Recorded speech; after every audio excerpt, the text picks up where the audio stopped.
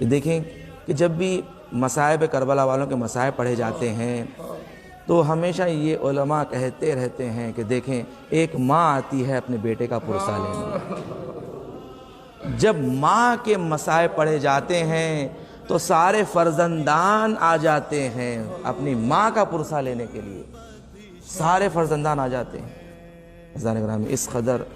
جب شہزادی کے مصائب پڑ جاتے ہیں، ایک عالم دین خواب میں دیکھتے ہیں کہ امام گھوڑے پہ سوار ہے اور امام خطاب کر رہے ہیں کچھ لوگوں سے گھوڑے پر، اور امام کے قریب ایک شخص کھڑے ہوئے ہیں کہ جو ہر تھوڑی دیر بعد اپنی عبا کے دامن سے ایک رومال نکالتے ہیں اور رومال کھول کر جب امام کے سامنے بتاتے ہیں تو امام بے ساختہ رونے لگتے ہیں، بے ساختہ رونے لگتے ہیں۔ تو میں نے سوال کیا کہ یہ کون ہے جو امام کو جو اپنے عبا کے دامن سے رومال نکال کر بتا رہے ہیں اور کیا بتا رہے ہیں؟ تو کسی نے مجھے جواب دیا کہ یہ جو امام کے ساتھ کھڑے ہوئے ہیں یہ جناب سلمان فارسی ہے، جناب سلمان فارسی ہیں، جو امام کے خادم ہیں، جو امام کے ساتھ رہتے ہیں، اور جو اپنی عبا کے دامن سے وہ رومال نکال کر بتا رہے ہیں اس رومال کے اندر میخ مسمار ہے، میخ مسمار۔ عزیزان گرامی، میخ مسمار کسے کہتے ہیں؟ عربوں میں میخ مسمار اس کیلے کو کہا جاتا ہے کہ جو کیلے کی لمبائی بڑی زیادہ ہوتی تھی، لمبائی طول،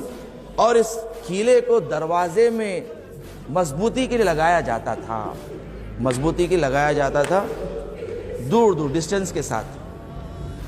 اور عرب ہمیشہ یہ احتیاط کیا کرتے تھے کہ جو میخ مسمار دروازے پہ لگتا ہے یہاں بچوں کو دروازے سے دور رکھا جائے، اس لیے کہ کہیں دروازہ زور سے کوئی نہ کھول دے اور کوئی بچے کو یہ میخ مسمار نہ لگ جائے، اس لیے کہ اس کی تیزی بڑی تند ہوا کرتی تھی، تیز ہوا کرتا تھا، اور اس کی طول بڑی زیادہ ہوتی تھی، طول بڑی زیادہ ہوتی تھی۔ عزیزان گرامی، میخ مسمار اس کیلے کو کہتے ہیں کہ جب شہزادی کا دروازہ شہزادی کے پہلو پہ گرایا گیا، یہ میخ مسمار جو دروازے پہ لگے ہوئے تھے یہ میخ مسمار شہزادی کے پہلو میں پیوست ہو چکے تھے، میخ مسمار شہزادی کے پہلو میں اس طرح پیوست ہو چکے تھے کہ آپ کے شکم میں جناب محسن کی شہادت ہو گئی۔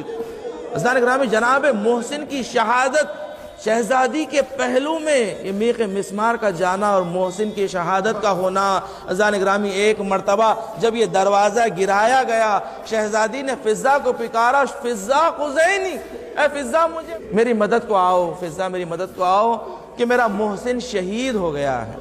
عزیزان گرامی، شہزادی نے فوری آپ سمجھ گئی کہ اب میرا محسن زندہ نہیں رہا۔ عزیزان گرامی، ایک ظالم کہتا ہے کہ جس نے گھر پہ حملہ کیا تھا اور دروازے کو جلایا تھا اور جب دروازے میں داخل ہوا، وہ ظالم ایک مرتبہ اپنے ساتھیوں سے نقل کرتا ہے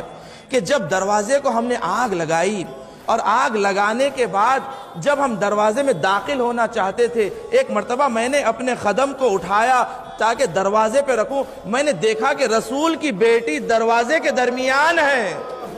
ایک مرتبہ میرے دل میں آیا کہ رسول کی بیٹی ہے، میں پاؤں نہ رکھوں، مگر میرا غضب اور میرا کینہ جو اہل بیت کے لیے تھا، ایک مرتبہ میں نے پیر کو اتنی زور سے دروازے پر رکھا، ایک مرتبہ فاطمہ نے چیخ ماری، کہا فضہ